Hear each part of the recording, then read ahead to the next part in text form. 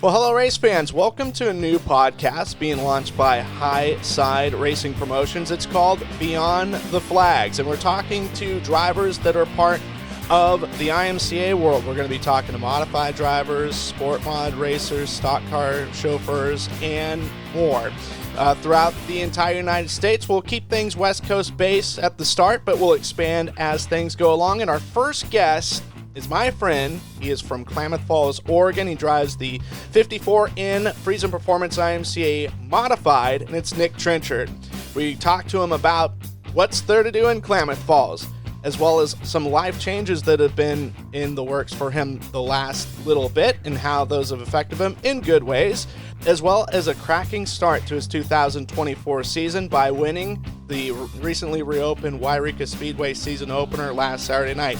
That and more on Beyond the Flags podcast. Well, here we are on this debut episode for Beyond the Flags podcast, talking to drivers that are part of the Speedway Motors IMCA weekly racing program, and we start off with a guest that's hot off of a victory. Yreka Speedway in Northern California reopened after being dormant in 2022, and Nick Trenchard, you're like the wizard of Yreka when it comes to racing there, especially in the modifieds. Able to pick up the victory in their season opener last Saturday night. Yeah, we had a super good night. Kind of nervous going into the night, just all brand new stuff. Don't know if anything's going to fall apart and whatnot, but we went through the car really good and practiced the Friday before and just got super comfortable in the car at the end of Friday night. And then Saturday went into the race night pretty confident. I think there was like 9 or 10 cars there and ended up going quick time, won the heat race and won the main. So it was a super good night. I don't know what it is about that place. It just suits my driving style super good, and got my first win there in an A-mod, like, when was it? 2013, and been winning there ever since, I feel like. Well, and, you know, the big success story, Travis Peary and the entire group that brought racing back to Yreka, it's so common, well, not, it's, the odds of a place shutting down and reopening is very low. You know, that's right. That's the common thing, is once it's shuttered, it's gone. And that was looking like it was going to be the case at the Siskiyou County Fairgrounds, but Yreka able to reopen, I think, is just a good deal because it gets there's a group of drivers based out of that Yreka, Weed, Montague, Gazelle area that they kind of really only race there. And also, there's a lot of guys from outside the area, such as yourself, like to go down and race there. Yeah, for sure. No, I appreciate Travis and Leanne and their whole family and team that put that deal together.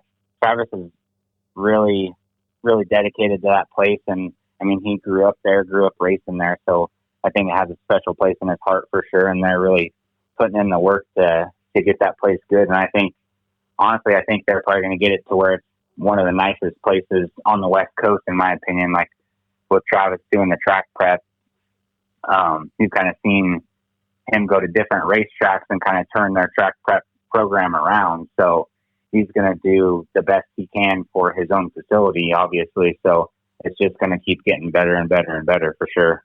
Well, and that's something that I forgot to ask you the other night was the characteristics of the new track. How does it compare to the old one? Because it looks like there's some slight differences of just, you know, outside looking in, there's a retaining wall that goes all the way from 1 into 2 at the top of the track. That wasn't there. It's sort of, I had always remember Yreka as the fencing being at the bottom of the reverse banking. So if you went off the top, look out, basically.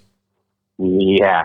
No, it's kind of taken a little bit to get used to the wall. Like if you were to fly off the track before, it's kind of a pucker moment, but it's for sure different. Like it's more of a D shape, I feel like down the front stretch going into 1 is super tight. Like you almost have to stop to get into the corner. And then as soon as you're going through 2, you're pretty much turning left all the way down into 3 and through 4 is super sweeping. So it's definitely different and raced quite a bit different, but I think for the better. I don't know. I started up front, so I didn't really get a race with too many guys, but I felt like it would probably race good, like in traffic and whatnot. Well, we're going to dig into you and your racing history. And for you, when did your racing involvement start? I guess when did the bug start to bite you? So in high school, I started to help my dad and whatnot, going to the races and just wrenching on his stuff. I wasn't super duper into it back then. And then, just a young kid doing stupid stuff and whatnot. And then once I turned 18, I'm like, man, this shit's actually kind of cool. And then, got my own car. And actually did my senior project was building a modified.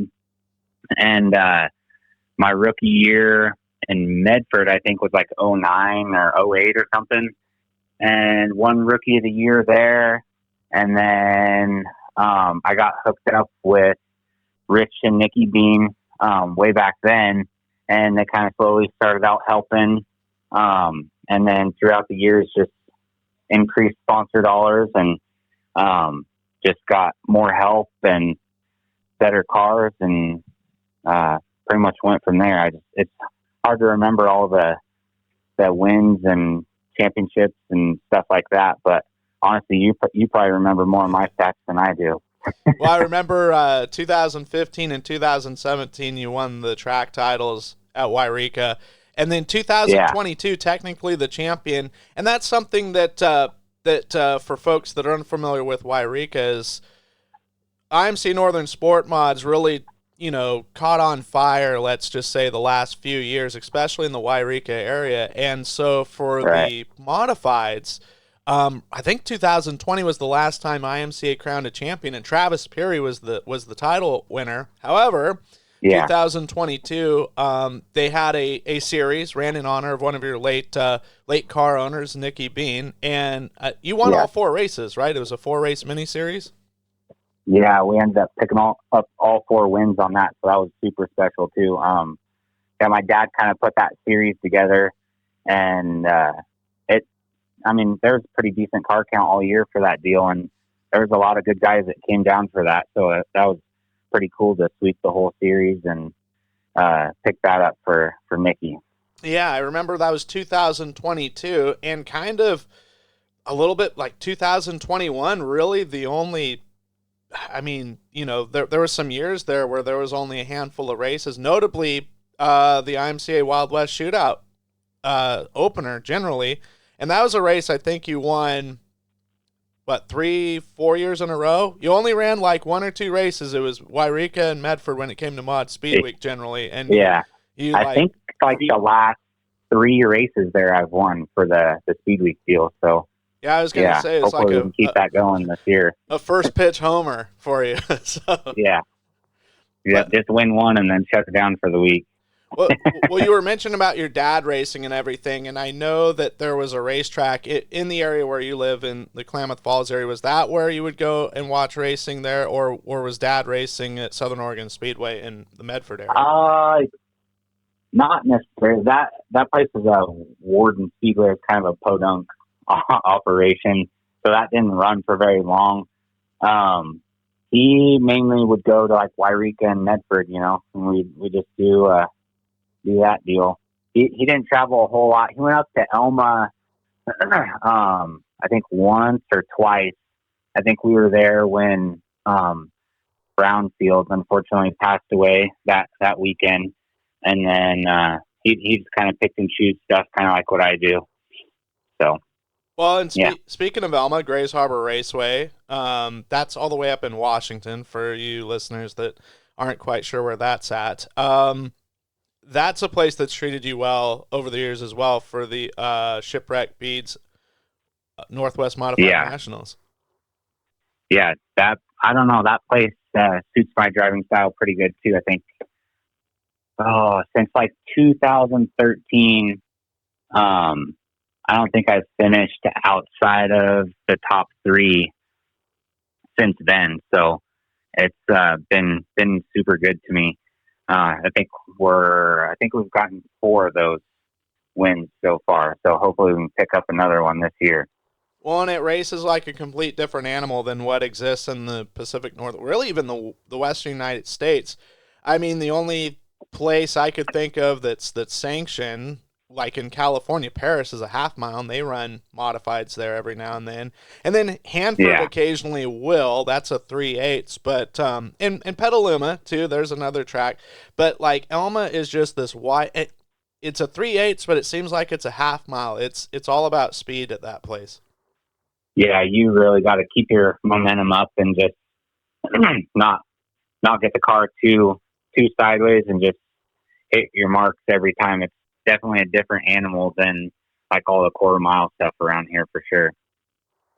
Well, this is always a thing I love to ask drivers and hear the story behind the number that they selected, or perhaps it was selected for them. 54N is a number that you've ran for a really long time, and what's the story behind that? So, my dad grew up in San Rafael, California, and he has Uncle Larry. He started helping him out as an old sprint car guy. He used to race sprint cars in Petaluma and Santa Rosa and stuff like that down there way back when. And they had a deal to where I'm not sure exactly how it worked, but his number was 54. But they had to pick a letter, and I don't remember how it worked exactly. Like I think it was, if it was an N, it was like a rookie or something like that. But anyways, he was 54N. So my dad, when he started racing, he became 54, and then I just picked 54N for 54 Nick. But whenever I see my Uncle Larry, I just tell him it's for him. There you go. But if it wasn't for my Uncle Larry, and we definitely wouldn't be around racing, because I don't think my dad would have got into it without them. So I guess I got to thank him for all this stuff too. Well, I think back in the day too, is they would have combined races like at Calistoga, which isn't too far from San Rafael, and they would have Northern Auto Racing Club, NARC, and the CRA guys from that would race like Ascot down in LA. And I believe that to differentiate, they would put an N behind their number. Of course, things change and reasons change and stuff, but no, that's interesting. I think that's what it was. I couldn't remember exactly what the hell the letter was for, but I think that's what it is. That's what it is. Sure. Are you looking to find that adrenaline rush, but you can't because you're not at the racetrack? Well, check out the IMCA TV Replay subscription library to have access to thousands of hours of racing for just $24.99 a month. Relive all the moments of the Speedway Motors IMCA Super Nationals fueled by Casey's at Boone Speedway, the Harris Clash at Deer Creek Speedway in Spring Valley, Minnesota, the IMCA TV Winter Nationals at Cocopah Speedway in Somerton, Arizona, Florida's Clash on the Coast, and dozens of Speedway Motors IMCA weekly racing program racetracks from across the nation, as well as the IMCA TV Dirtcast podcast. Plus, 25% of that $24.99 monthly fee goes towards the Drivers Point Fund and is a great way to help out your local racers. In 2023, over $97,000 was paid out to IMCA drivers directly at over 50 racetracks across the country. Please note that live broadcasts are not part of the replay subscription. That's IMCA TV. IMCA TV, where America comes to watch racing. Well, moving along and changing topics, Nick, this has been a great conversation. This is kind of the off-the-track stuff. I mean, you've got a life, right? We all do. For you, when you're not racing middle of the week and not working on race cars, what are some favorite things that you like to do? Honestly, I'm pretty hardcore into racing, so whatever racing is on, whatever out in the Midwest during the week, I'll turn that on in the shop and watch it, or I don't know. I'm not into too much other stuff besides racing. I'll golf every once in a while, but now that we have our beautiful daughter, she kind of keeps me busy throughout the week too. So she's 11 months just last week, so she's getting to be quite the handful moving around and trying to walk. So she keeps me busy for sure. I was going to say life changes when you become a parent, but it really gets real when they start getting mobile, especially when they start running around. Yeah, it was nice just setting her down on the floor and going to walk away and then coming back and expect her to be there. But now you set her down, she's like on the move. Yeah, yeah, exactly, exactly. I'm not putting any suggestions out there or anything or trying to make your life harder, but when there's two and they're mobile, that's when that's when your blood pressure gets really up, and that's how gray hair starts. Yeah, we're wanting to have two, but now that she's starting to move around, I'm like, holy shit, this is going to be insane with two. Exactly. Yeah, yeah. Well, Klamath Falls, Oregon, which is I classify it as kind of in the central part of the state on Highway 97. Yeah. For folks that have never been there or maybe thought about going there, what are some cool things to do in that local area? Crater Lake is pretty close by. I think it's like 40 minutes away. That's really cool to go and see. Other than that, there's not really, I mean, I've been here my whole life, so there's not really a whole lot to see around here, I guess, but it's a pretty beautiful place to live. It doesn't rain a lot like up in Eugene or Medford throughout the winter, so we get a lot of sunshine down this way, and so that's nice because the rain kind of is depressing in the wintertime, but yeah, I don't know. It's a pretty cool place to live. Well, 2024, it's underway and pretty much in full swing. For you guys, your racing program, is it pretty much going to be kind of the Yreka and, if time allows, Southern Oregon Speedway kind of deal, or have you got your schedule kind of outlined of what you like to do or places you like to go? We're definitely going to hit all the Yreka stuff, and then Medford, we'll try and hit as much of that as we can, and then kind of just pick and choose like what we always do, just the big pan specials around the state, and maybe go down south and up into Washington too as well. And then we'd really like to try and get out to Boone again this year for Super Nationals, because that was the last time we went was kind of a wash, no pun intended, with the rain. But I'd definitely like to rerun that one. So absolutely, I tell people, they're like, what's it like? And it's like, I could sit here for 30 minutes and tell you all about it, but you have to experience it to really understand it. Yeah, you can't. If you're a race fan or a racer, you definitely have to go out there at least one time in your life. Like, it's like nothing you've ever seen before. Well, I know that you got a group of great people backing you as far as sponsors or marketing partners or product sponsors, as well as individuals too that just lend a helping hand. And any folks that you want to thank real quick as we wrap things up? Yeah, I got to thank my wife first off, because she just puts up with a lot with all this racing. My daughter, my dad, my whole family, just all my friends and family, and then of course my marketing partners, Bean Racing, which is Rich and Nikki Bean. They've pretty much made my whole racing career, and I'll be forever grateful for that. JT Chassis and Design, Best Home Storage, Monty Bischoff came back on this year. Masami Wagyu, Scott and Katie Alexander, AG Auto and Repair, Snap On by Justin Green, New Heights Chiropractic and Wellness, Midnight Graphics and Design, Swift Springs, Weir's Machine, Fast Shafts, Dirt Stars Racing Products, Harris Auto Racing, Winning Edge Carburation, Slick Stick Shocks, Carl's Performance. Just everyone that helps out makes a huge difference, and I couldn't do it without each and every one of the people that have a hand in my program. Well, I know that it was an emotional victory for you last Saturday, with Rich and Nikki no longer with us, and the story, how you guys connected and everything. I think you touched on it a little bit earlier, talking about your early racing career. What was the formal introduction of you guys, and how did your guys' partnership kind of start and change? So my dad owned a body shop, probably 06, 07, somewhere in there, and Nikki had wrecked her truck and brought it in and saw that we had race cars sitting there. And Rich has been a huge race fan his whole life. And Nikki said, well, my husband would, probably like to come over and check out your race cars and stuff.